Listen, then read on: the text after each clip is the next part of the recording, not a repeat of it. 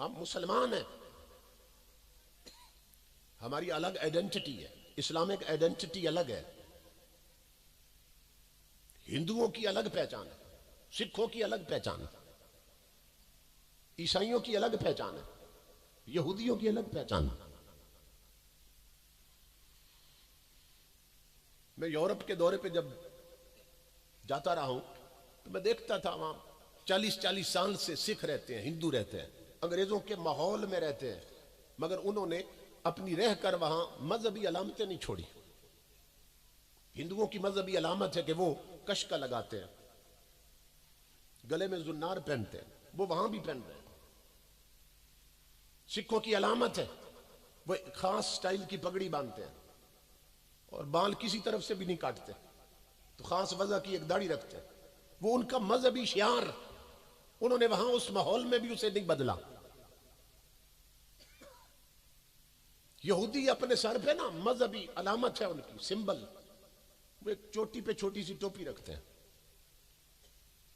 वो यहूदी पहचान लिए जाते हैं कि ये यहूदी है, वो उनकी मजहबी अलामत। टाई ईसाइयों की मजहबी अलामत, जो हमारे यहां बाबुओं का फैशन बनी हुई है ना, ये ईसाइयों की मजहबी अलामत, क्योंकि उनका अकीदा है कि ईसा अलैहिस्सलाम को हैंग किया गया था, फांसी दी गई थी, तो वो उस रस्सी का तसव्वुर करके, उनका अकीदा। हमारा तो अकीदा है कुरान में कि अल्लाह ने ईसा अलैहिस्सलाम को जिंदा आसमानों पे उठा लिया था, मगर ईसाइयों का ये अकीदा है कि ईसा अलैहिस्सलाम को फांसी दी गई थी गले में रस्सी डाल के, तो उन्होंने टाई जिसको कहते हैं ना, ये उसकी अलामत है, रस्सी की अलामत, एक रस्सी सी गले में लटका ली उन्होंने, ये उनकी मजहबी अलामत।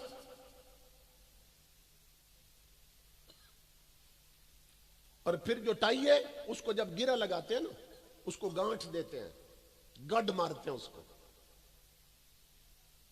तो उसको आम तरीके से गिरा नहीं लगाई जाती, उसके लिए खास प्रैक्टिस की जरूरत होती है, खास अंदाज से उसको गिरा लगाते हैं।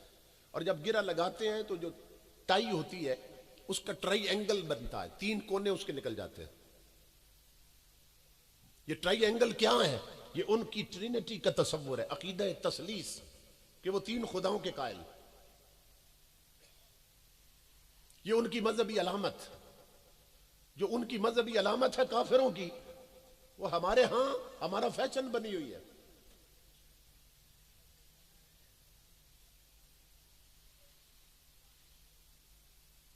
हुजूर के दिल पे क्या बीत रही होगी। हुजूर सल्लल्लाहु अलैहि वसल्लम के एक सहाबी थे, अब्दुल्ला बिन आमर, वो हुजूर की बारगाह में आए तो उन्होंने उस रंग के कपड़े पहने हुए थे जिस रंग के कपड़े उस दौर में काफिर पहनते थे। बाकी पूरा लिबास उनका इस्लामी था, इस्लाम के मुताबिक, सिला हुआ इस्लाम के मुताबिक था, जिस्म ढका हुआ इस्लाम के मुताबिक था, मगर सिर्फ रंग मिलता था काफिरों के साथ। जाफरानी रंग के कपड़े उस दौर में काफिर पहनते थे। जब वो हुजूर के सहाबी आए ना हुजूर के सामने, ताजदारे कायनात के चेहरे का रंग बदल गया गुस्से के साथ। इमामुल अंबिया ने फरमाया, इन हाज़िही मिन सियाबिल कुफ़ार, फरमाया उतार ये कपड़े, मेरा गुलाम होकर काफिरों वाला रंग पहना है।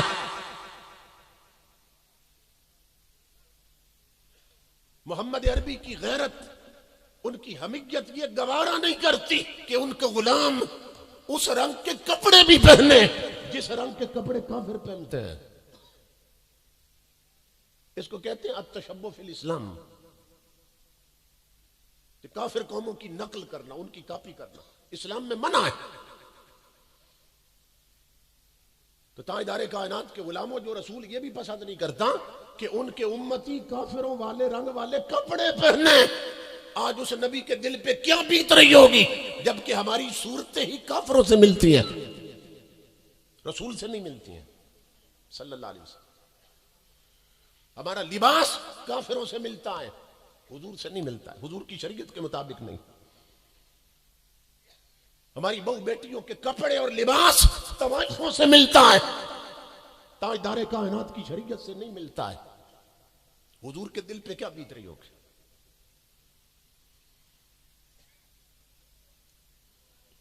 इमाम अल-अंबिया ने फरमाया ये काफिरों वाले कपड़े हैं, उतार देना। उन्होंने अर्ज की, या रसूल अल्लाह ये रंग कच्चा है,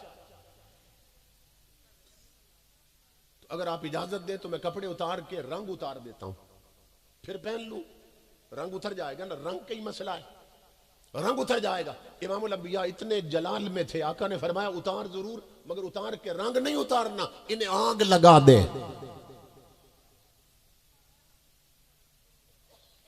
हमारी मेजॉरिटी अक्सरियत किस रास्ते पे चल रही है?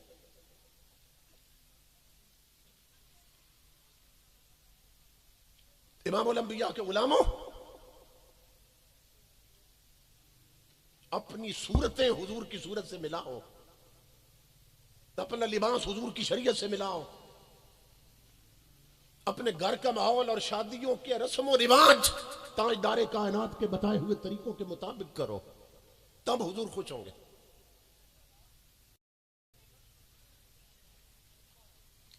अल्लाह रब्बुल इज्जत को कितना प्यार आता है कि जो फिरौन था उसने खुदाई का ऐलान कर रखा था कि मैं खुदा हूं, और बहुत से लोग उसे खुदा मानते थे और सजदा करते थे। तो एक बंदा था जो काफिर था और उसको खुदा मानता था दूसरे लोगों की तरह, लेकिन वो नकाल बहुत था, नकलें उतारता था, हर एक की नकल उतार लेता था। तो कौम के लड़कों ने उसे कहा, लोगों ने कहा कि तू हर एक की नकल उतारता है, तो कभी मूसा अलैहिस्सलाम की नकल भी उतार। उसने कहा कि फिर उसके लिए थोड़ा सा इंतजार करो, मैं उनकी तरह दाढ़ी रख लूं और जुल्फे रख लूं और जुब्बा, कपड़े उनकी तरह उसने तैयार करवाए, जुल्फे बढ़ा ली, दाढ़ी रख ली उसने। असाए मूसवी मशहूर है, वो डंडा हाथ में रखते थे मूसा अलैहिस्सलाम, उसने वो एक डंडा सा भी बनवा लिया। जब सारी तैयारी कर चुका और पूरा हुलिया बना चुका, अब कहा लोगों को इकट्ठा करो, मैं मूसा अलैहिस्सलाम की नकल उतारता हूं। मजमा लगा है और वो ऊंची जगह पे खड़ा होके ना मूसा अलैहिस्सलाम की नकलें उतारने लग गया। वो नकलें उतार रहा था कि अल्लाह रब्बुल इज्जत ने आवाज दी, जिब्रील देख नीचे क्या हो रहा है। अर्ज की मौला काफिर है, फिरौन को खुदा मानने वाले, मूसा अलैहिस्सलाम की नकल उतार रहा है। फरमाया जिब्रील गवाह बन जाओ, मुझे अपनी इज्जत की कसम, जब फिरौन और उसकी पूरी कौम को मैं दरिया में गर्क करूंगा, इस बंदे को मैं डूबने नहीं दूंगा, इसे गर्क नहीं होने दूंगा। क्यों? कि इसके जिस्म पर मेरे नबी की अदा उतर चुकी है।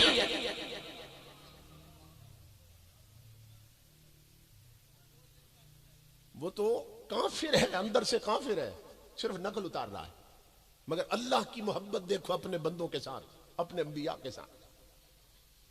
कहा कि इसके जिस्म पर मेरे नबी जैसा लिबास उतर चुका है, इसके जिस्म पर मेरे नबी की अदाएं उतर चुकी हैं, सारे डूबेंगे, मैं इसे डूबने नहीं दूंगा। तो ताजदारे कायनात के गुलामों, वो तो मूसा अलैहिस्सलाम की नकल उतार रहा था और अंदर कुफ्र था। अल्हम्दुलिल्लाह हम मोमिन पैदा हुए, हम मुसलमान हैं। अगर हमारे दिल में हो मोहब्बत मुस्तफा और तन पे हो सुन्नत मुस्तफा, तो अल्लाह की कितनी रजाएं होंगी। फिर दुनिया की कोई ताकत मुसलमानों को गर्क कर सकती? कोई आंधी इन्हें उड़ा सकती? कोई जलजला इन्हें दबा सकता है? कोई बिजली इन्हें जला सकती है? मगर यह है कि हमें चूरी खाने वाले मजनू, और इस्लाम खून मांगता है।